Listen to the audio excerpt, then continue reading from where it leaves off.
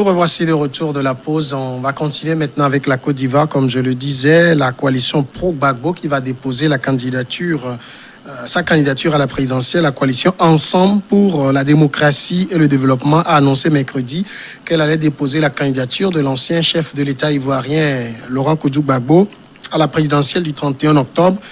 EDS informe les Ivoiriens et la communauté internationale qu'il déposera la candidature du président Laurent Gbagbo selon les procédures prévues. C'est ce qu'a affirmé le président de la coalition, Georges Armand Ouignet. M. Gbagbo, actuellement en Belgique, ne s'est pas encore prononcé publiquement sur une éventuelle candidature. EDS comprend notamment les Gbagbouriens, la faction restée loyale à Laurent Gbagbo au sein du FPI. Et ici, déposer la candidature de Laurent Gbagbo, c'est vrai qu'on comprend la démarche de EDS, mais est-ce que vous pensez, si on rentre dans la tête de Laurent Gbagbo actuellement, que lui-même il a envie de revenir aux affaires? En tout cas, il ne l'a pas dit, mais il peut en avoir envie, comme il peut souhaiter ne pas le faire. Mais actuellement, ce qui se passe, c'est que les pro-Gbagbo défendent leur leader. Et ils ont annoncé qu'ils vont déposer la candidature. Oui. Est-ce que c'est en concertation avec Laurent Gbagbo qui ne se prononce pas, qui ne s'est pas prononcé et on ne sait pas. Mais bon, ils peuvent déposer cette candidature. Mais maintenant, pour valider, est-ce que cette candidature sera validée? C'est la principale question qui se pose. Et clairement, on sait que c'est non par rapport à ce qui se passe actuellement. Il a été radié, alors qu'il faut être électeur avant d'être candidat. Donc, je crois que ce qui se passe maintenant par rapport à Gbagbo, c'est que, à mon avis, à moins qu'il y ait une attente politique ou bien des concertations politiques pour passer autrement et par certaines voies pour que Gbagbo puisse être candidat à ces élections. Je crois que c'est pour cette année, la façon dont les choses se passent en Côte d'Ivoire, Gbagbo ne peut plus participer à ces élections. Est-ce qu'il est souhaitable que Laurent Gbagbo participe à ce scrutin en tant que candidat? Oui, mais au nom de l'apaisement, de la réconciliation, ce serait une bonne chose. Mais malheureusement, avec la position de M. Alassane Ouattara, ce n'est plus évident. Ce n'est plus évident. Si même on parle de casier judiciaire, celle de M. Gbagbo pour avoir été condamné à 20 ans de prison avec son passage à la SCPI. Et donc, je crois que ce serait un peu trop difficile, même si aujourd'hui Gbagbo garde le suspense. Je l'ai suivi dire. Il a parlé au nom de la réconciliation, que la Côte d'Ivoire aille à la réconciliation. Même au sein de son parti, le FPI, il y a problème. Afi N'Guessa qui est déjà candidat. Si Gbagbo devait être candidat au nom de son parti politique. Maintenant, est-ce qu'on va présenter deux leaders d'un même parti pour ce n'est pas possible. Et je le disais avec Alassane Ouattara, ce qu'il est en train de faire en écartant ses adversaires potentiels, notamment Charles Blé Goudé, Laurent Gbagbo, Guillaume Soro, ça ne serait pas possible. Aujourd'hui, je crois que, à mon avis, je suis en train de voir que si ce n'est pas Madame Gbagbo, Simone Gbagbo, qui est en train de monter ça pour voir la réaction même de leurs militants, du peuple ivoirien ou de Alassane Ouattara. Je suis en train de voir que c'est peut-être quelque chose comme ça qui se fait. Et malheureusement, moi j'ai peur pour la Côte d'Ivoire, avec la lutte dont les choses se préparent. J'ai peur si Ado, la dernière fois, lors de son investiture, a affiché son intention de gagner les élections là par un coup KO. Je crois que la Côte d'Ivoire n'est pas sur un bon chemin. Et si vous écoutez également la réaction de de Guillaume Soro, qui est encore déterminé, qui ne veut rien lâcher. Ça craint, en tout cas, ça craint pour moi que la Côte d'Ivoire ne serait pas quand même tranquille après le 31 octobre. Vous avez vu, on a défendu tout mouvement de contestation dans les rues. On n'a pas voulu que des gens se manifestent. Tout ça là, ça fait en tout cas craindre pour la Côte d'Ivoire. On sait que la plupart des problèmes que la Côte d'Ivoire a connus, c'est Ouattara était au centre parce que lui-même avait été exclu et il a perturbé énormément la gouvernance de Bédié. Ne parlons pas de Laurent Gbagbo, ces 10 ans ont été un calvaire à cause de Ouattara. Il n'a pas finalement tiré les leçons de ça. Lui, il exclut aussi les gens. C'est comme les vieux démons le hantent toujours. Hein. Effectivement, il y a des problèmes. La Côte d'Ivoire, depuis le temps de Bédié, et la Côte d'Ivoire n'a pas encore fini de régler ces problèmes. Ces problèmes d'exclusion pour des élections. Vous l'avez dit, ça a commencé avec Bédié. Et quand Bédié excluait Alassane Ouattara, je crois que Gbagbo était dans l'opposition en ce moment. Il a dit qu'il n'était pas pour Bédié. Quand Gbagbo est arrivé, le problème de la Côte d'Ivoire, la rébellion, tout ça a commencé quand Gbagbo aussi avait l'intention d'exclure. Et par la constitution qui préparait d'exclure Alassane Ouattara. Donc Gbagbo qui avait soutenu Ouattara contre Bédié est revenu maintenant au pouvoir et lui-même il a repris encore cette exclusion-là. Et maintenant, c'est celui qui était exclu qui est actuellement au pouvoir. Est-ce que nous allons parler d'exclusion actuellement, comme ça se passe en Côte d'Ivoire? Je ne sais pas. Mais le vrai problème de la Côte d'Ivoire actuellement, c'est le troisième mandat du président Alassane Ouattara. Est-ce que la Constitution permet, oui ou non, au président Alassane Ouattara de briguer un troisième mandat? Vous savez que les juristes ils sont partagés. Il y en a qui vont faire des démonstrations. Des démonstrations, tout ça, et les constitutionnalistes sont partagés. Moi, je me demande pourquoi ils ne s'entendent jamais.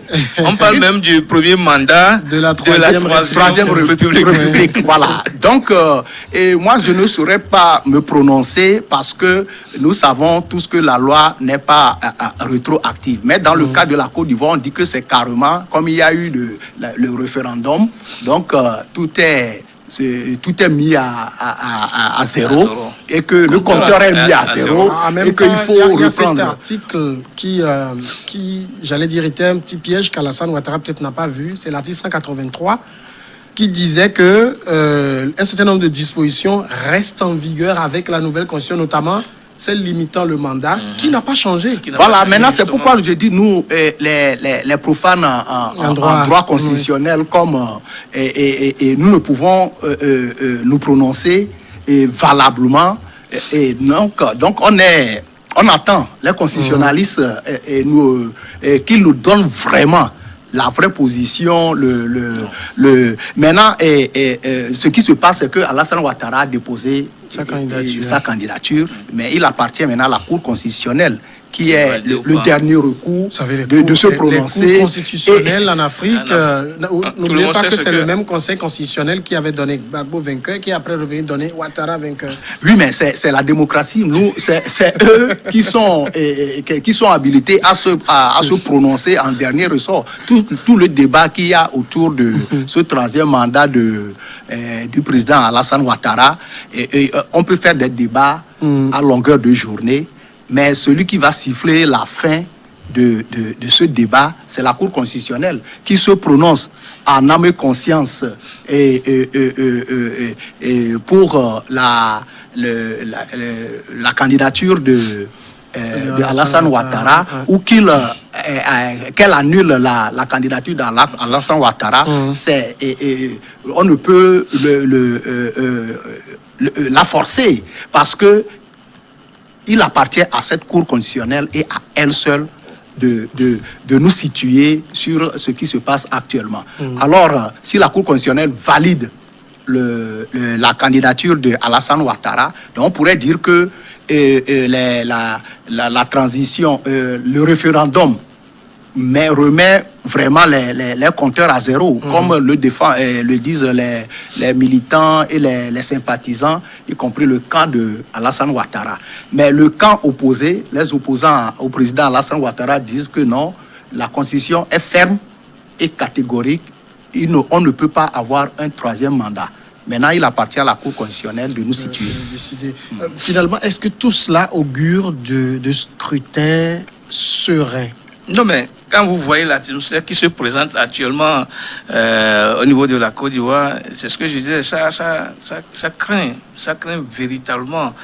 C'est vrai que Alassane Seydou, le trait d'Alassane Seydou lancé sur les rails, et moi, pour garantir la sécurité et la paix dont on connaît ces derniers 10 ans pour la Côte d'Ivoire, il va falloir que la Cour constitutionnelle se fasse violence et rejette la candidature d'Alassane Ouattara. Alassane Ouattara lui-même ne peut plus revenir en arrière parce que vu tout ce qui s'était passé, il va se faire humilier pour rien. Donc, aujourd'hui, la Cour constitutionnelle a la capacité de mettre fin à tout ça là et garantir la sécurité, garantir la paix qui règne actuellement. Si Ouattara même... Est-ce que vous pouvez imaginer la Cour constitutionnelle ivoirienne rejeter la candidature d'Alassane Ouattara?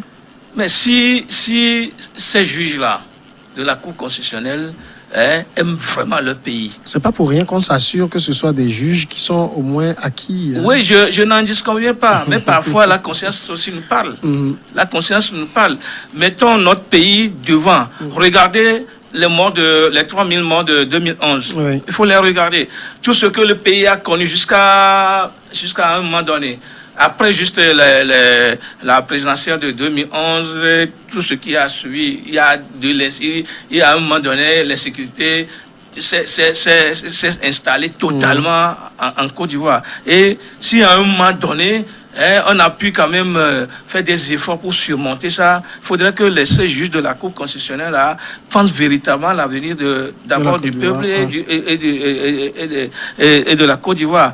Qu'on ne mette pas l'intérêt d'une seule personne à lieu et place de tout ce peuple-là. Donc moi je crois que la Cour constitutionnelle pouvait quand même le faire.